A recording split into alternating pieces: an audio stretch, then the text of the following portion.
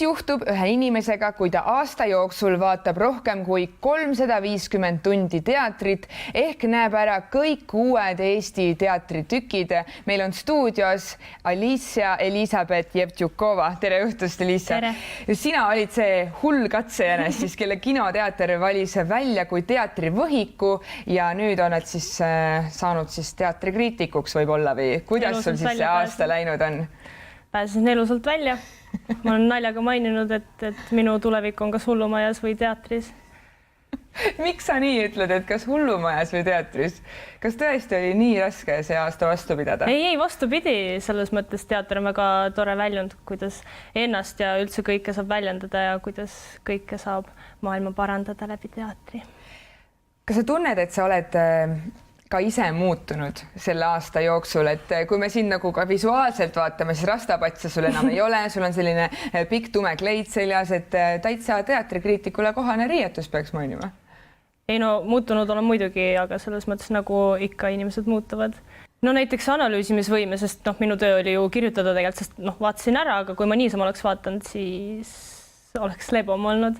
Aga jah, just see, et ma pidin läbi enda kuidagi kõike seda sõnastama ja aru saama ja kõik see empaatiavõime ja parem inimene olen nüüd. Aga rohkem kui 350 tundi teatris, see tähendab praktiliselt iga õhtu või kuidas see sul välja nägi?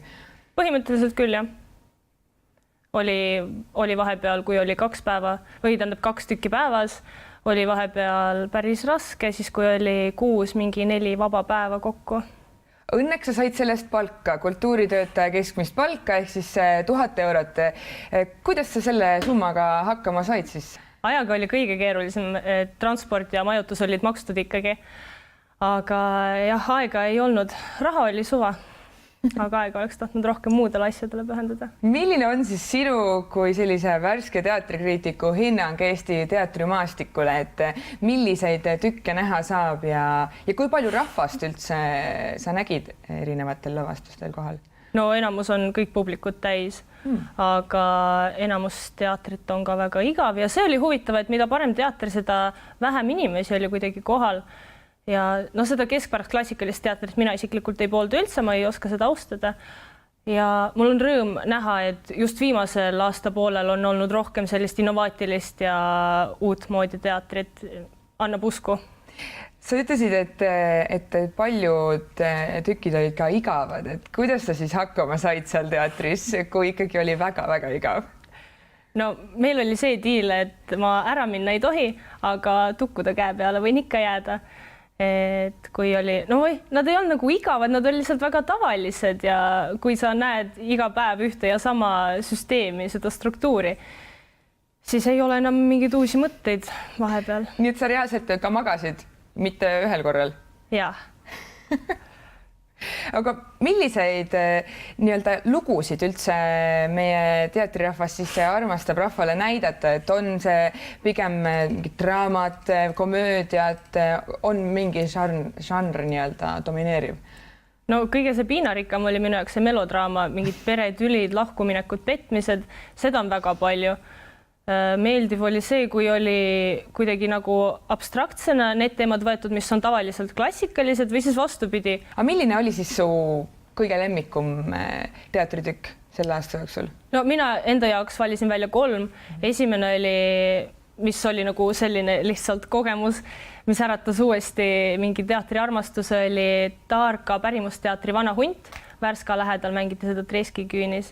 See oli lihtsalt väga ilus ja väga huvitav oma kujundite poolest. Siis oli Paide teater, kes mul ka peale seda suve oli jälle depressioon, et reisida ei saa. Peab istuma kodus ja tavalist teatrit vaatama iga päev. Siis Paide teatri või nende visioonid ja eesmärgid olid mulle see, mis meeldis ja see peegeldus ka lavastuses Kaitseala. See oli väga selline, ma nutsin aplausi ja lihtsalt pisarad voolasid, ma ei saanud seda, ma isegi ei tahtnud seda tagasi hoida. Ja Tartu Uue teatri Hingetöö, see oli labürinditeater, et me pidime kõndima ja liikuma ja erinevate inimestega suhtlema. See oli ka wow. Aga milline oli siis see kõige põnevam koht, kus sa käisid teatrit vaatamas? No teatri vaatamise poolest ma harjusin üks hetk ära, olid mõisad, olid mingid küünid, mingid kuurid, see oli alguses muidugi huvitav ja näiteks mõisates eriti mulle meeldis, kuidas nad suutsid seda ruumi kasutada ära, kui mängisid natuke trepi peal, siis puude vahel, see oli väga tore, kui inimesed jooksid näiteks kaugusesse metsa kuskile.